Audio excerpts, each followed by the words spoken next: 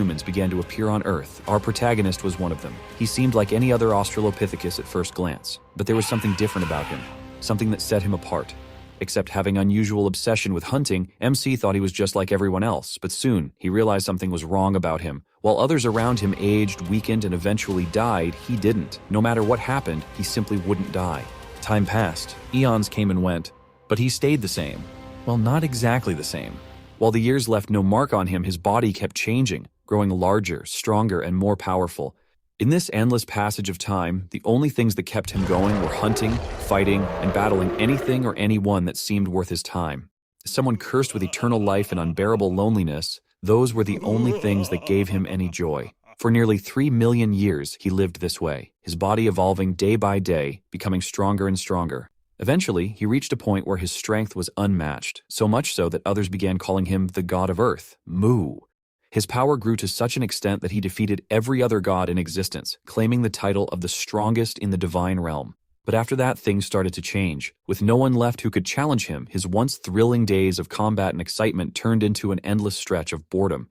To show just how fed up he was with his boring daily routine, Mu raised his foot and slammed it down on the ground beneath him. The entire dwelling of the gods, which looked like a small planet, shook violently from the impact. But that wasn't even the worst part. The whole divine realm started trembling like crazy, leaving every god, angel, and even the evils within it absolutely terrified. Of course, this wasn't the first time God Mu pulled a stunt like this, and there were some gods who simply couldn't take being shaken up every single day. One of them was Lucifer, the second-ranked god in the divine realm. Mu, completely bored, acted like he didn't care about the chaos he was causing. His mind was consumed with the same thought that had plagued him for centuries. He had defeated every single worthy opponent without breaking a sweat, and now it had been over 1,000 years since he'd faced anyone who could challenge him. Letting out a deep sigh, Mu muttered to himself, being too strong is a problem too. As the words left his mouth, something clicked in his mind. After 1,000 years of mindless frustration, he suddenly felt like a genius. If his strength was the problem, then the solution was simple. He needed to find a way to weaken himself. In his mind, it was obvious. If he could get a weak body like the Earthlings, he'd have hundreds of opponents to fight. Suddenly, Mu stood up from his seat and shouted, "Dragonling!" Out of nowhere, a massive dragon appeared in the sky above him, then descended to the ground with a thunderous landing. The dragon's height was at least 5 times bigger than God Mu's throne, and from the way it stood, it didn't seem too thrilled about being summoned. But that was just the way the dragon looked. Those glowing eyes belonged to the top god's assistant, and Dragonling was his name. Suddenly, his demeanor changed and let out a deep growl and asked why he had been called. To his surprise, God Mu simply started walking away and casually told Dragonling to take care of things while he was gone. However, things didn't go as smoothly as Mu expected. Out of nowhere, the dragon cast the spell Binding of the Absolute, and in a bold move, shackled God Mu in an attempt to stop him. But the moment Mu turned his head and gave him a side glance filled with anger, the dragon's entire demeanor shifted again. His fierce and wild attitude melted away, and he suddenly looked scared and ashamed. Stammering, the dragon tried to explain himself, saying he didn't mean to offend his lord, but that Mu should have at least given an explanation, especially since there was a gods meeting coming up soon. Mu, however, didn't give 2 flying fucks about the gods meeting. Without saying another word, he started walking again, dragging the dragon along with the chains like they were nothing.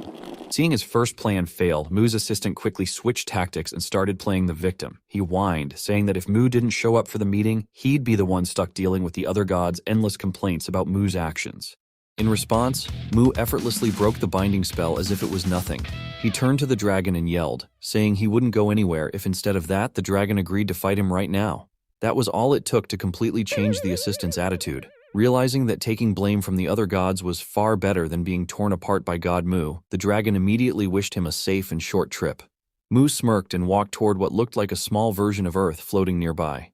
Stretching out his hand, he touched the surface of the mini-Earth. As he did, he began to wonder whose body he should choose to inhabit on Earth. To make the decision easier, he started listening in on the messages Earthlings were sending to the gods. Most of them were trivial and boring, but then one particular message caught his attention. It was a message that was questioning his very existence. At first, the message annoyed God Mu. However, it didn't take long for him to realize something. This person was the perfect choice for him to start his journey on Earth again. For the first time in 1,000 years, Mu felt genuinely excited. He had finally found a solution to his endless boredom. But while Mu couldn't have been happier, his assistant looked far less enthusiastic about the whole thing. For a brief moment, Mu thought about whether he should give some sort of explanation before leaving. But, true to his Sigma personality, he decided against it. Much to the dragon's surprise, he simply said goodbye, entrusted the